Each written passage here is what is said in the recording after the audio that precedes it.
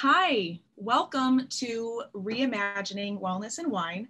My name is Laura Louise Green. I will be moderating the panel today. I'll introduce myself really quick before I let the panelists introduce themselves. My name, like I said, is Laura Louise Green.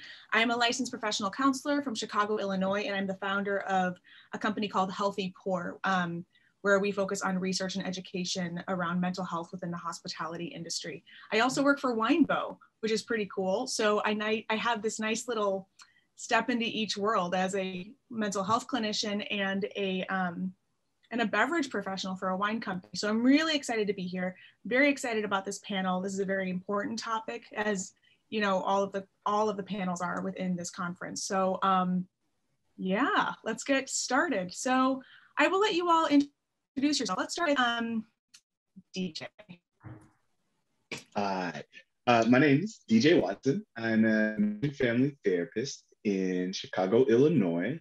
I am also the education director for support staff. So it's a nonprofit here that works with people in the service industry with getting mental health support. I also have worked for, not working, but I worked for about a decade in the service industry as well, security. So I also have some experience on the side of being a service professional. Cool. Welcome. Rebecca? Sure. I'm Rebecca Hopkins, and I've been in the wine business for just shy of 30 years. I've pretty much been in it my whole adult life. I'm the founder of A Balanced Glass, which is an online community platform for beverage alcohol professionals to assist with mental, physical health, spiritual health, whatever it is we need.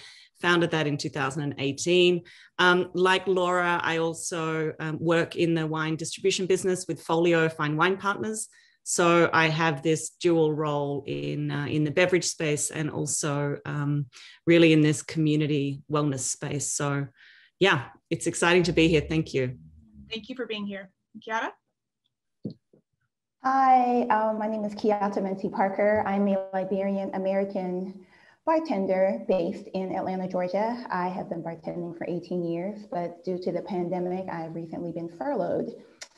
So in that time off, I actually started a nonprofit called A Sip of Paradise Garden.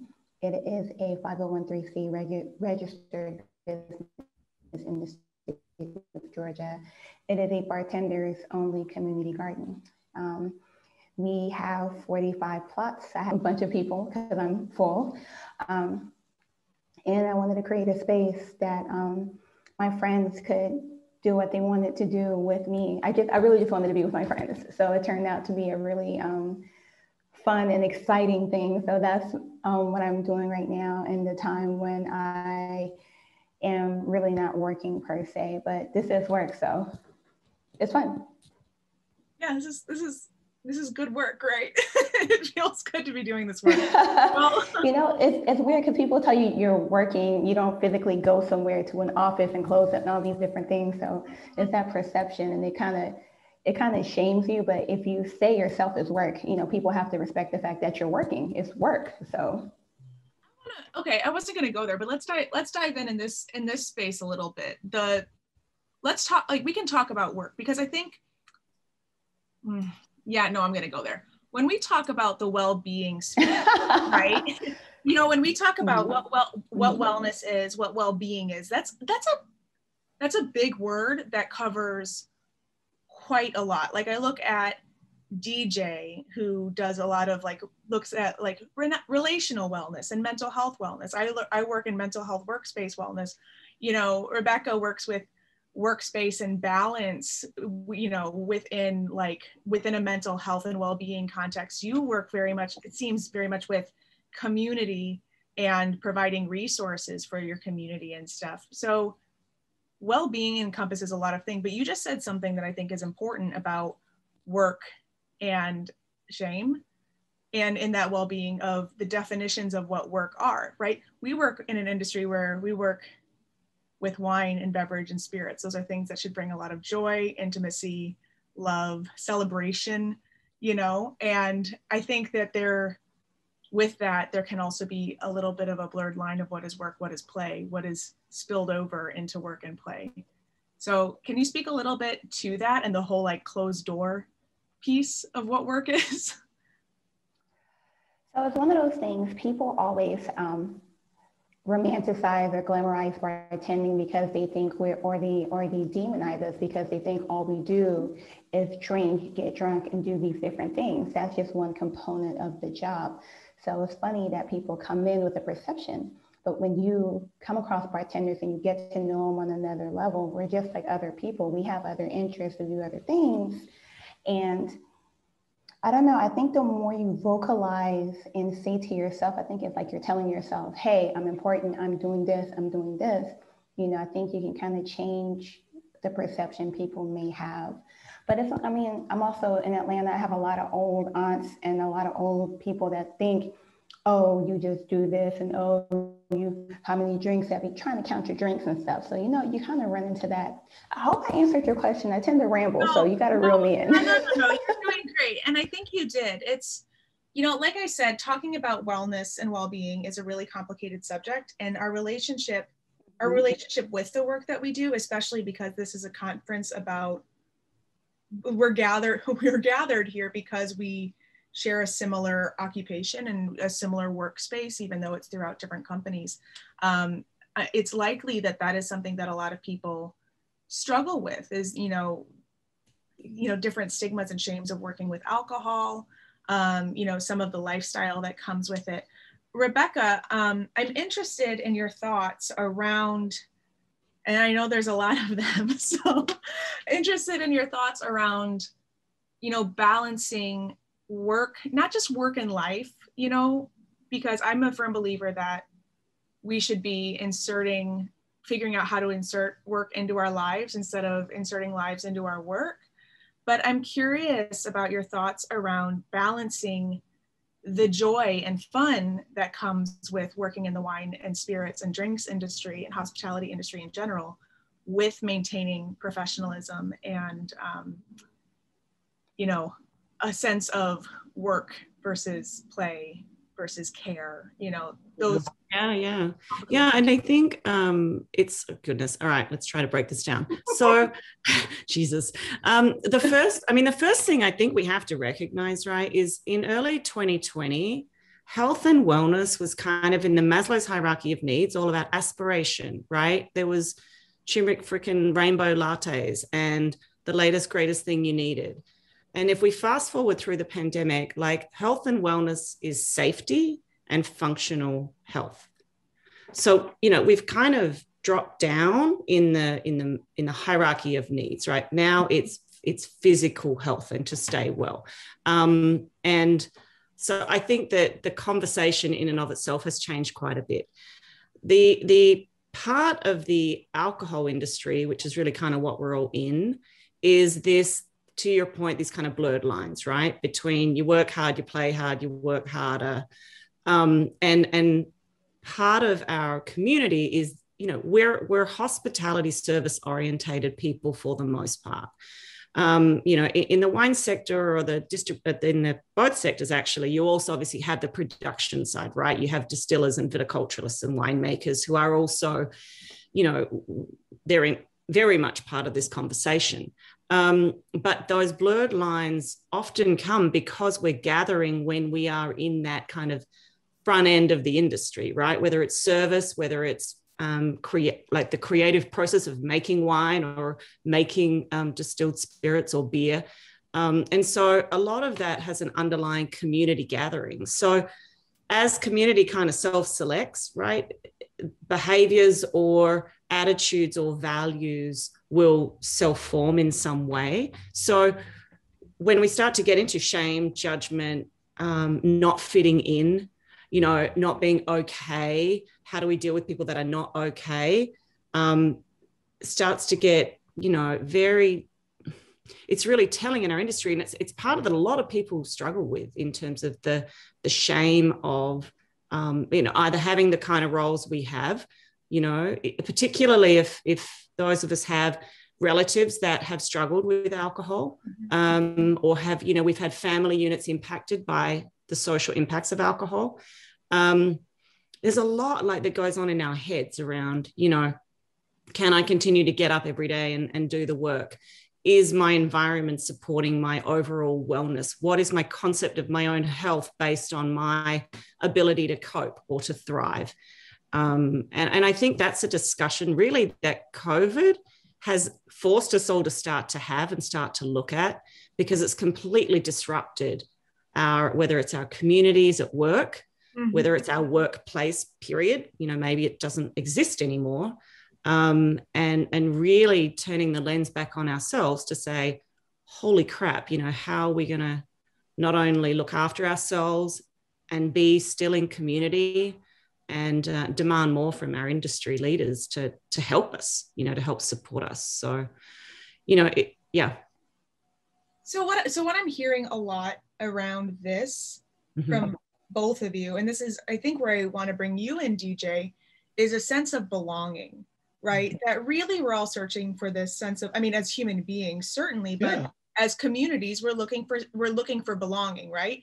And we might have had that sense of belonging of when we would go support accounts with our colleagues while working, or, you know, being behind the bar with someone and feeling that energy and that movement, and, you know, going to the next bar after work and, you know, seeing your friends and everybody from all the other bars are coming together. And it's this sense of belonging and, you know, a level of intimacy, be it a false intimacy or a real intimacy or whatever that looks like, that we've really lost during COVID. And so DJ, I'm hoping that you can speak a little bit to two things: that sense of belonging, that intimacy, that relational piece that comes into those blurred lines that Rebecca was speaking to when you work in this industry. And the other thing I want you to talk a little bit about is how crisis sort of reveals larger issues at play, be it a pandemic or in our relationships, workplace, whatever that looks like. Yeah. Simple question. Gotcha. So yeah, I think, you know, I think going back to like what each of the two ladies said before, in that kind of sense of, again, understanding, grounding, kind of belonging, like you said. And for me, I'm an existentialist, which means it's like, where does it come from? How do I make meaning? What matters in life? Right. And I kind of use narrative therapy. It's just a style of therapy, which is like storytelling. And as I was listening to him talk, it reminded me of something, because like Keyatta was talking about the garden and how like that seemed maybe weird, right, to start. But if I was to say, like, in my other role of like, oh, I started a therapist garden for all my therapist friends, if we had a long day at work and we want to go do some gardening, you guys would be like, oh, that sounds totally like some stuff therapists would do, right? All over that. Like totally like something therapists would do, right? And I'm often reminded of this. I'm often reminded of this line from Jared Kushner, and he says, "It is no measure of mental health to be well adjusted to a profoundly sick society." And I think also to be adjusted to an inauthentic self could be put in there as well, right? We get these layers of where we should be at, right? What should be mental health? What if I'm, you know, prosperous and working well in the bar industry in this role as a man or as a woman or as a person of color or different gender, LGBTQIA, whatever that is, this is how it should look, right? This is how enjoying something should look.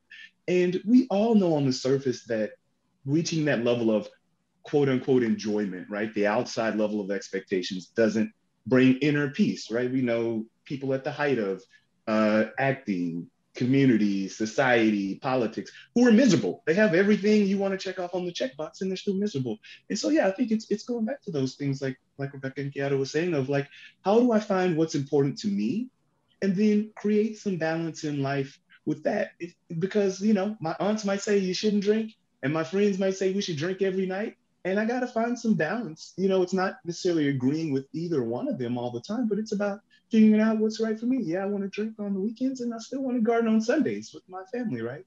And so I can do both of those. So it's a lot of times I remind people, I say, well, what's the story, right? What's the, you know, what does wellness look like, right? What are you telling yourself that being healthy and being well look like, right? And, you know, what are those are actually bringing me balance in my life, right? And what are those things that are just maybe external factors or external check marks, right? How do I really slow down and figure out what's important?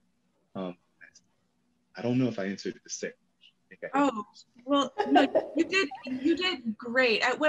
Oh man, I love that. It's wonderful to me that you mentioned, finding the authentic self and defining what wellness and well-being is for you. This morning, I was just writing about how for so many years, I felt like when I was behind the bar, I was living inauthentically. We have these elements of emotional labor that we put on, and that emotional labor can look like, regulating to a guest, or it can look like regulating to your boss, or stifling that you're having, problems or issues, not working in a space where you can really communicate that you're having those issues. And, I'll harken back to what Rebecca said about holding leadership accountable to, caring for people and being, the Scottie Pippen to your Michael Jordan, and finding your well-being and balance. From Chicago, sorry, had to do it. Enjoy Malort, whatever. But, but there also, I want to point out that even though talking about well-being can be a very heavy subject, it also can be a very invigorating and energetic subject. So, for all of you watching and at home, I hope you embrace having conversations around well-being and wellness and mental health in a lighthearted and positive way as well, not just all the heavy stuff. But you did answer the questions. I'll throw out, trauma has been, I don't want to get too deep down the rabbit hole of trauma, but I more want to talk about not just the experience of trauma and what it brings out, but the next steps after experiencing that trauma, because we are going to be embarking very soon on the end of the tail end of the trauma hitting and experiencing it in real time. And then there's going to be this time afterwards where we're living in like that post-trauma and what that might look like. And I want to prepare people at home kind of to people think about what are they thinking about next, and how are they taking steps to care for themselves. So DJ, I want to hear you speak a little bit about trauma, and then I want to hear from Keyatta and Rebecca about some recommendations you all might have to create a sense of community, belonging, and whatnot. Yeah. I think the first piece I kind of remind people that just inherently to be, it's going to go super therapy sounding word here, dysregulated, right? To not be my best self, to be out of balance is not always inherently a negative thing, right? If I tell you that, oh, a once in 100-year pandemic struck and everybody lost their jobs and people that, and you go, well, I was really struggling to deal with that. Yeah, that makes sense. You should be, right? If somebody said, oh yeah, no, I'm fine. I was doing the exact stuff I was a year and a half ago and I'm perfectly fine, I would really be worried about them, because I was like, life is very different. So I think, kind of understanding, right, that there's going to be some negative feelings, right? That there's going to be some times where it maybe feels uncomfortable, scary, weird. I think even as we in the immediate like pandemic piece, the ripple effects again are going to really start rolling downhill, especially for us like in the service industry, where, you don't even get minimum wage in most places, let's be honest, right? Because you're supposed to get tipped, right? Well, once the, pandemic and everybody's, unemployment is not at, stake anymore. It's those people who their restaurant shut down, right? It might be really hard to find a job, find some time. So I think, give yourself some space that there's, even through the pandemic, there's seasons. There's been different adjustments that we've had to, and so that, those are going to come. Balance, we keep talking about balance. Balance is inherently a dynamic state. A light pole is grounded. It's right there. It's stuck in the past. Balance is a dynamic state. So there's going to be some pushing, right?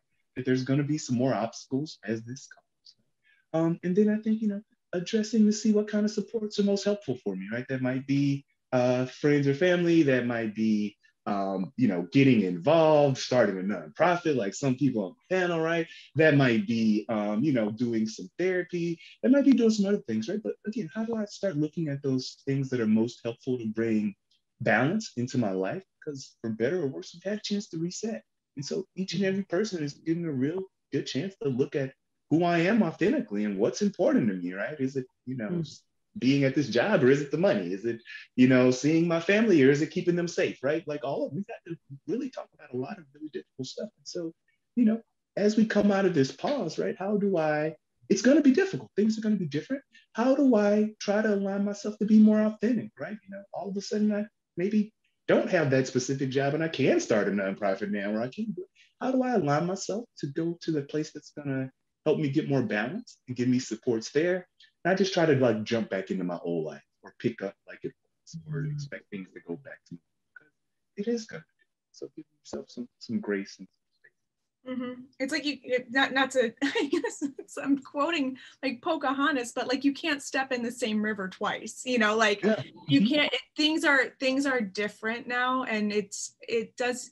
I think it would be a disservice for us to go back to what was, because we are all changed in profound ways, and finding ways to embrace that change. And Rebecca, what we were talking about yesterday, and finding meaning in the grief, and finding meaning in the grief of what we're experiencing, what's to come, I think is very important. Rebecca, can you speak a little bit to what recommendations you would have for people who are maybe taking time to identify what their personal core values are right now, or maybe seeing a shift in their thinking about what they want, what they need, and how that might fit in with their work within the wine industry and beyond? Yeah. DJ, I loved what you were talking about. Going dark is not necessarily a bad thing. I think for so many of us, right, we're conditioned to be the bright, shiny thing in the room in our day job, and we tend to bleed that over into our personal lives. And, in terms of kind of your values and looking at your sense of belonging and where you fit, I think one of the hardest things to do is to get really honest and to be okay with, kind of stepping out of that cultural norm and not being so pretty and not being, not being so perfect and everything not being okay. And I shy away from those cliches as much as anyone, but I do believe the more honest and authentic we get with ourselves about the process we've been through, the journey we've been on, that real ugly, gritty, shitty, state, it gives others permission to do the same. And I often think we don't know how much we are all role models for others until we start to show that kind of hero's journey, right? And really share that Joseph Campbell kind of stuff where we really like, yeah, it's not all rainbows and butterflies. And I think too that when we talk about health, it's a deeply, deeply personal subject. And the most important thing that I've learned is like trust is so freaking critical for ourselves, like trusting ourselves with how we're feeling. And I'm not a licensed therapist like you guys. I ain't got anything compared, but I'm saying, me neither. Yeah, like I'm getting all my therapy in. But it's that real, that honesty and that value and being like kind of looking at that journey and really realizing that we are all role models for others, regardless of age, role, position, whatever. People have come to this conference really to be inspired. And I think that as much as community can inspire each other is getting real honest and also holding that trust of others. We're a small industry. And I think one of the things that came up when A Balanced Glass first started was a lot of people telling a lot of really personal stories. And you've really got a responsibility to hold that space for people. And so when you ask about practical things to do, I think one of the simplest things is to hold confidence and hold stories and not hold them in a trauma way, but just kind of, hold that confidentiality because it's so, we've all seen it, right? Alcohol does things that opens up people's mouths and they start to talk about things, and it's, not a great place to be. So that's be one that I would definitely start with for sure. Holding space for someone, keeping their confidence. Yep. Being open to also what they need in that moment, because a lot of people are reaching out to each other right now for support, and being open to what they need and asking what they need. Do you need advice from me? Do you need me to just be quiet and listen? Do you want me to call somebody? Do you need additional support? I don't know if you can hear the children screaming outside. Awesome. They sound like they're having fun. Yeah. Your neighborhood's far more fun than mine. Oh my God. It's a great... And I think, Laura, in all of that, add on, like just being honest, like if you're having a shitty day, it's okay to have a shitty day, because you give someone else permission to be in that space. Yes. And can I just tag on to what Rebecca said real quick? I love that. One of the things I say to clients a lot about like kind of being brave and kind of, holding that space is I say, everybody who I look up to in my life, who I'm inspired by, is in spite of, not because of, right? Oprah Winfrey, Maya Angelou, the politician, you name it, like the people who I really am inspired by, the people who have done the most and give me the most hope and positivity and senses of light in the world, aren't the people that everything in their life has gone perfectly. It's the people who've overcome stuff, people who have really interesting stories. And actually in going through those trials is how we build, the skills. It's that old joke of don't ever pray for patience, because then you're just gonna have to wait for everything, right? If you want to become don't pray for strength either. Yeah, right. Yeah. And so yeah, Ooh, right. You just gonna keep putting it on your back. Yeah, so I completely agree with you, Rebecca, about being brave and holding that space open. And again, reminding ourselves that, that thing in our way that might maybe seem like an obstacle at first might just be, the stone to help us step up to the next place that we're at and have space to process. So I like your piece about, in spite of. And Keyatta, I want you to speak a little bit to how everybody in the pandemic was forced apart. And in spite of that, you created a place where people could come together, right? And so I want you to speak a little bit to that and how that's impacted the well-being of the people who are working with you and your entire community at large. So essentially, I started this was a brainchild from a competition, essentially. And the competition started in 2019. It kind of led into 2020. And the finals were, funny enough, in Chicago. It was for Bombay Sapphire's Most Imaginative Bartender. So I was in Chicago in February, and I don't know how y'all do it, but anyway, I was, it's the Lord. I was there, and yeah, I love Chicago, but I only love Chicago between June and September. I'm so sorry. But back to what I was saying, I didn't even win, but the idea was to have a place for just bartenders. As bartenders, we're the hub of everything. The bar is the hub of everything. Everybody meets at the bar. You get in trouble at the bar. You get, lineups at the bar. You get your tasting notes from the new stuff at the bar. People hound you at the bar. Everything happens at the bar. We, even servers hang out at the bar when they're not supposed to. When you get off work, that's the first thing you do, you go to the bar. It's where everybody is. And us as bartenders, we're so stationary. We don't have the freedom to move around like servers and bussers, or even in the kitchen in the back of the house. They don't have to talk to anybody. We still have to have this space, and people unload on us. And we can't, sorry to interrupt you, but we can't escape. I remember when I started bartending, I was like, oh, wow. When I was a server, I could go in back and be like, what is happening? But when you're exactly, that emotional labor piece is constant. Like you are constantly. You're anyway, there. Yeah. You're there. And I personally have a resting face. So, I like but and also I don't have a poker face. Oh, thank you. I don't have a poker face. So whatever it is going to show on my face. So if you're telling me something crazy, I'm looking at you like, and then I have to catch myself. But anyway, this started for an escape because there's nothing for us. And I know something that gardening is something I've always enjoyed. It's always relaxed me. I've always been able to, get excited when I put something in, I see something grow. I did this, it's mine. Can anyone take it from me? Just all these different things I feel that are so great about it. And I just wanted to share. So essentially, competition happened. I ended up making top 3. I didn't win the big prize, which was like $25,000 to start your project.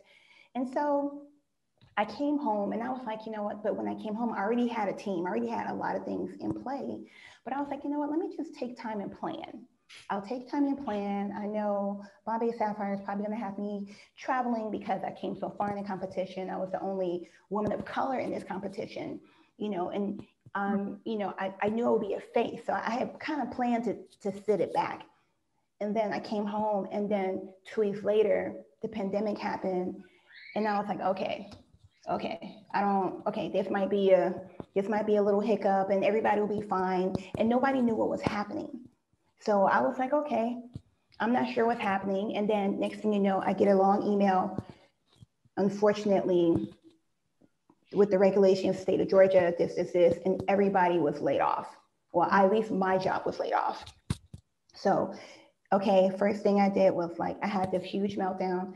My husband kind of allowed me to sit in it for like 2 weeks. Like I would get up, I would cry, I would drink, get up, cry, drink. And mind you, I'm the mother of 2 teenagers, and they're staying home because, again, school, no one's sure what's happening. Oh, this will blow over in a few weeks. No. And in my mind, I'm thinking this career I've built for 18 years is gone. Like I don't have a college degree. I have all these bar accolades. I'm tequila certified. I have my this award. I have my such and such. But what happens now? Like what happens now? So my husband let me sit in it for 2 weeks. And after 2 weeks, he was like, I understand, but you can't do this. Like you can't just shrink yourself away. You have to figure this out. We have to figure this out. I don't know what it is, what happened with the garden. Maybe you should just focus on that. Go outside, just do something. Don't just sit here, cry and drink, because you have 2 eyes looking at you because they don't know what's happening either. And you can't do this openly in front of them. You just can't. So I took that and I went and I pulled the team together. We started doing the garden, and I was like, this is so much. And then next thing you know, everybody was furloughed. The entire state was shut down. So all of a sudden I had all these hands, and everybody was like, okay, well, tell me about this garden thing. Like, what's going on with this garden thing? And all of a sudden everything just started coming together, and it blew up faster than I knew. And people felt like they had a purpose now. They had somewhere to go. They had something to do. Okay, Keyatta's giving me this plot. I can do something here. And I even had one member, and I would never reveal who this person is, but I had one member literally tell me that if she did not have somewhere to get up and go every day, she would kill herself. She lived alone. You know, I think for me, just being around other people and seeing something gives you something. You know, seeing someone in the garden and walk by, hey, how you doing? And if they don't feel like talking, it's okay. They might feel like it later, but it's giving them a space to do whatever they want. I've pulled up to the garden. I've seen people reading books, just sitting there reading books. I've seen people with a 6-pack, you know, I've enjoyed a 6-pack or 2, you know, it's a place for you to just do what you want and have your time and your space. And just so much was happening, and all these things just fell into place. And I took this as my opportunity to redefine what was supposed to happen. So I chose to move forward. I chose to be all these things when really I just wanted to sit and play in the dirt with my friends. And it all just turned into all of these things. And now I know, now I'm able to offer, because there are certain people that want to work with me and have events and different stuff. They only want to use my bartenders. So out of my 36 bartenders, at least 20 of them are still furloughed. So there's still people not working. So I'm able to offer them an exclusive job situation, or brands want to work and have this, because again, these brands are still working, business is still happening. And I'm able to be like, hey, let's have a little something in the garden. A brand can donate to the garden and pay a bartender to make a, you know, just these different things. And all of this just really started with me not sitting at home crying, sitting in failure. Once I sucked it up, and which it was okay to take that time out and sit in it and just move forward and just try to do something that felt good. Like there wasn't a motive behind it. I didn't plan to change anything or be this food, whatever. I wanted to hang out with my friends. That was it. And it turned into this. And I'm really happy it turned into this. I hope I answered your question. And I rambled. No, you did. And it's amazing.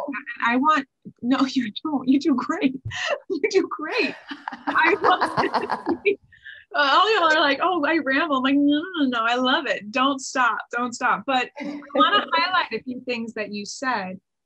First of all, I want to commend you on your vulnerability, because Rebecca spoke earlier about like community modeling, you know, vulnerability and, you know, all of these pieces that maybe we do want to push down. So you just modeled tremendous vulnerability and sharing that you spent the first 2 weeks of the pandemic sad and drinking. Healing.